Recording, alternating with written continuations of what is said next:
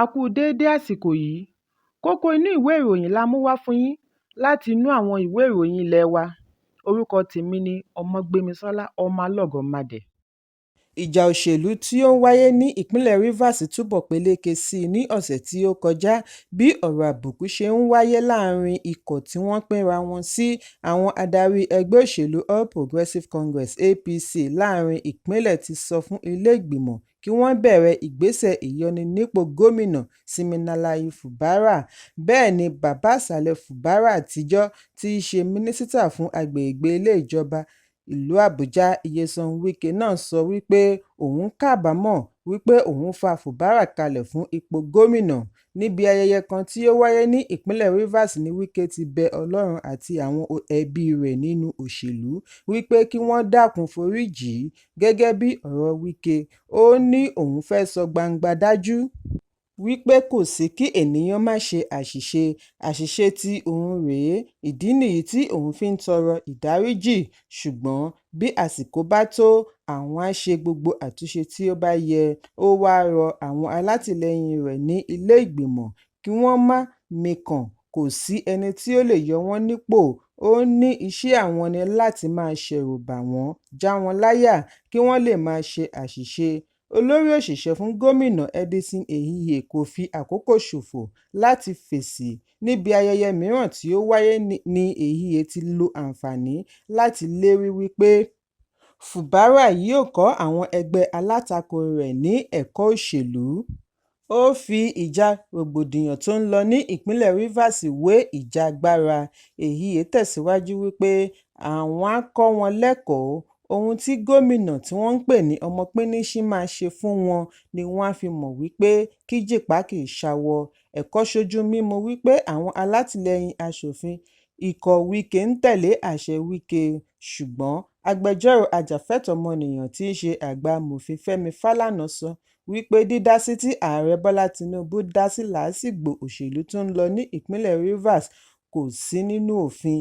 Ìròyìn jábọ̀ wípé láàrin kan ni ààrẹ Tinubu dá sí rògbòdìyàn tó ń lọ láàrin Fubara àti Wike.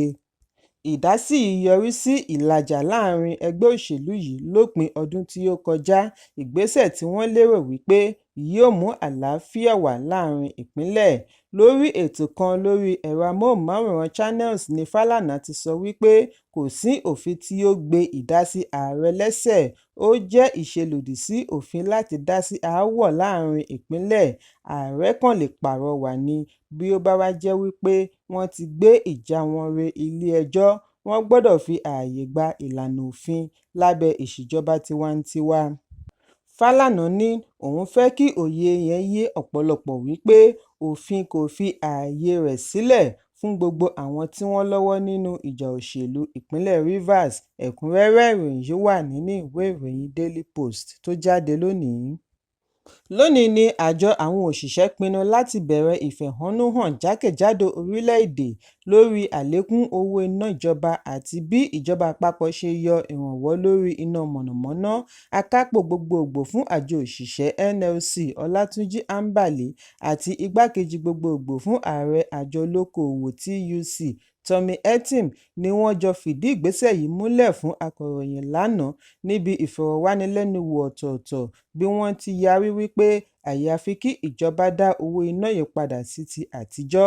Ìgbésẹ̀ àjọ òṣìṣẹ́ yìí ni wọ́n ń retí kí yóò yọrí sí títìpa olú iléeṣẹ́ alámòjútó iná mọ̀nàmọ́ná NEC ní ìlú Àbújá, Ministry of Power àti àwọn iléeṣẹ́ ìpínlẹ̀ fún iná mọ̀nàmọ́ná. Ọjọ́ 3 oṣù kẹrin ni àjọ NEC ṣe ìkéde àlékún iná mọ̀nàmọ́ná níbi ìfọ̀rọ̀wérọ̀ tí ó wáyé pẹ̀lú àwọn akọ̀ròyìn bí wọ́n ti sọ wípé àwọn tí àlékún yìí ní ipa lára yóò bẹ̀rẹ̀ sí san ₦225 per kilowatt látorí ₦68 per kilowatt.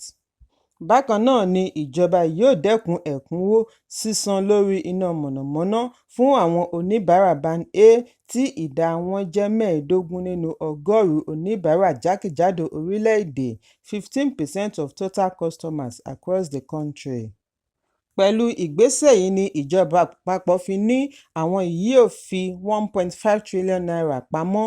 wọ́n ní oníbàárà band A yóò máa jẹ ìgbáládùn iná fún ó kéré tán wákàtí 20 lójúmọ́, ṣùgbọ́n ilé ìgbìmọ̀ aṣojú-ṣòfin, ẹgbẹ́ òṣìṣẹ́, ẹgbẹ́ agbẹjọ́rò NBA, ẹgbẹ́ Chambers of Commerce, Industry, Mines and Agriculture, Electricity Consumers àti Civil Society Organization gbogbo wọn ni wọ́n ń béèrè fún dídápadà àlékún owó iná sí ti àtijọ́, nígbà tí ó ń ṣe àwáwí lórí ìdí tí àlékún ṣe wà lórí iná.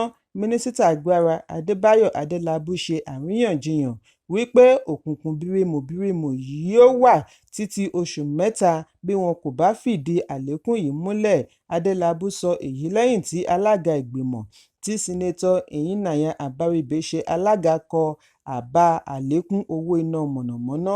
Adélábù ní gbogbo orílẹ̀-èdè yóò wà nínú òkùnkùn bí wọn kò bá ṣe àlékún, nítorí àlékún yìí ní yóò gbé ọmọ orílẹ̀-èdè dé ìpele tí ó kàn (next level). Ṣùgbọ́n àjọ òṣìṣẹ́ àti àjọ olókoòwò yarí bí wọ́n ṣe fi ẹ̀hónú wọn hàn lórí ìdákúrekú iná mọ̀nàmọ́ná lórílẹ̀-èdè. Wọ́n ní èyí ń fa ọ̀pọ̀lọpọ̀ àkóbá fún ọrọ̀ ajé àti ìdàgbàsókè ọrọ̀ ajé orílẹ̀-èdè. Wọ́n wá fi gbèdéke ọ̀sẹ̀ kan lélẹ̀ fún NEC láti fi dá owó iná padà sí ti àtijọ́, tí ọ̀sẹ̀ kan ọ̀hún sì ti tẹnubẹ́po lánàá. Ẹ̀kúnrẹ́rẹ́ ìròyìn yìí wà nínú ìwé ìròyìn Punch tó jáde lónìí. Kókó inú ìwé ìròyìn tòní kò ní jù báyìí lọ. Ẹ pàdé mi lọ́la fún àkọ́tún ìròyìn. Kí a tó lọ, ẹ má ṣaláì fi àríwísí yín ránṣẹ́, ìyẹn comment, kí ẹ sì bá wa subscribe sí ojúnà wa lórí YouTube kí kókó inú ìwé ìròyìn lè máa tẹ̀ yín lọ́wọ́ ní kíákíá.